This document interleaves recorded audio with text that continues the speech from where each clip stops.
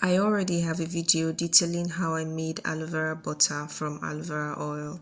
But what if you simply do not have some aloe vera oil? In this video, I'm attempting to make some aloe vera butter from scratch simply by heating some aloe vera leaves in shea butter. Now, I'm aware that there is so much ado about heating shea butter over direct heat, but is it really that bad? And what effect will doing that have on the finished product? Let's find out. Hi guys, and welcome back to my channel. I hope you are doing well. If you love natural hair care, natural skin care, and DIYs that actually work, this one is for you. So the aloe vera leaves I'm using today are not quite fresh. These are the ones I've had stored in the freezer after taking out the gel which I used for something else. So you can do this with whole aloe vera leaves, but if you have some from which you already took out the gel, they can still be useful.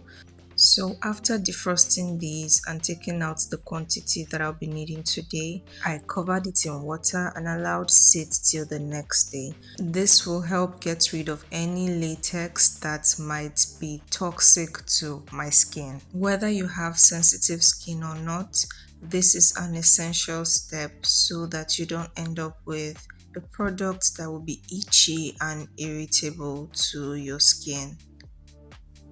Now I'll just rinse those leaves one more time and then transfer to my blender. You can very well do this without blending up your leaves, but because I'm trying to be careful while heating my shea butter, I think that cutting this up in smaller bits like this is going to reduce the cooking time in the shea butter, if that makes any sense.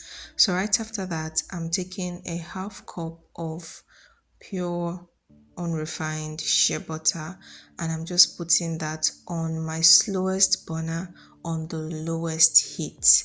And after I thought that it had gotten hot enough, I just took it off the heat and allowed the residual heat to melt the rest of the shea butter, if that makes any sense. I transferred it back over the flame and introduced the chopped aloe vera leaves. It didn't take long before it started to bubble and it really did start to pop like violently at some point, but I still let it sit on fire for a bit, monitoring it at close intervals, and then I noticed that the quantity had sort of increased, which is something I also noticed with the making of aloe vera oil. I think that that just means the essence of the aloe vera plant is being released into the oil or butter in this case. And when I noticed the leaves started to stick to the bottom of the pot, I just put off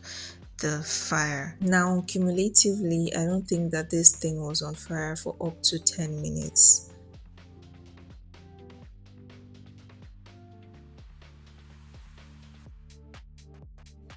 If you've heated shea butter over direct heat before, you would know that it is really heat sensitive, and I was trying to limit the amount of damage that that will cause to my butter or to the finished product.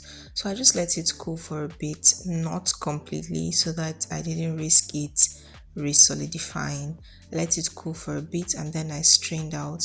You can see that the essence of the aloe vera is in this thing. It's really looking like it.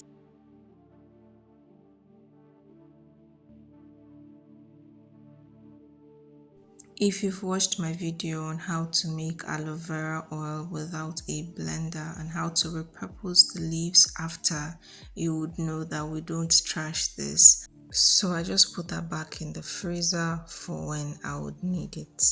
If you're still not sure what I mean, you might want to check out that video and I'll have it linked in the description box. Now this one goes into the freezer for a couple of hours.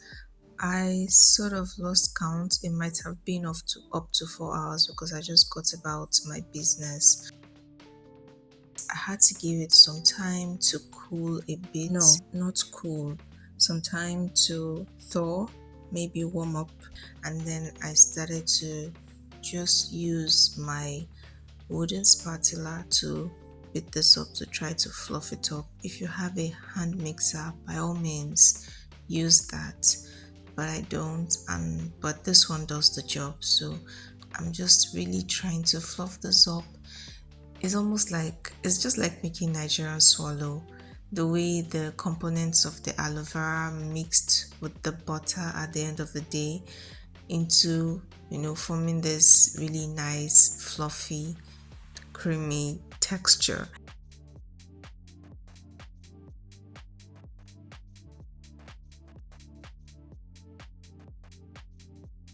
To store this, I've just transferred into a clean jar, and this can last up to 1 month, but even longer in the refrigerator. I just want to show you how creamy and fluffy this thing is and how moisturizing it is. You can use this as a hair cream, a skin moisturizer, as treatment for sunburns and dry patches. It is super versatile and safe even for kids. Can you see how it literally melts into my skin? Aloe vera butter is a perfect blend of butter, oils, and moisture. It is always a good idea. Now to the question of the day. Did heating this aloe vera butter over direct heat adversely affect the outcome? Yes. Not the smooth, buttery, light texture that I got when I used aloe vera oil to make the butter. But is it also moisturizing and all of that good stuff? Yes. So I'll let you decide which method is best for you. If you try this recipe, let me know in the comments how you used it for your hair, for your skin, or both. And if you love natural DIYs like this, don't forget to give this video a thumbs up, subscribe, and turn on the bell for more of such content.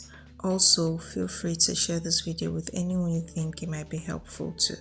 Until I see you in the next one, stay safe, take care, and bye.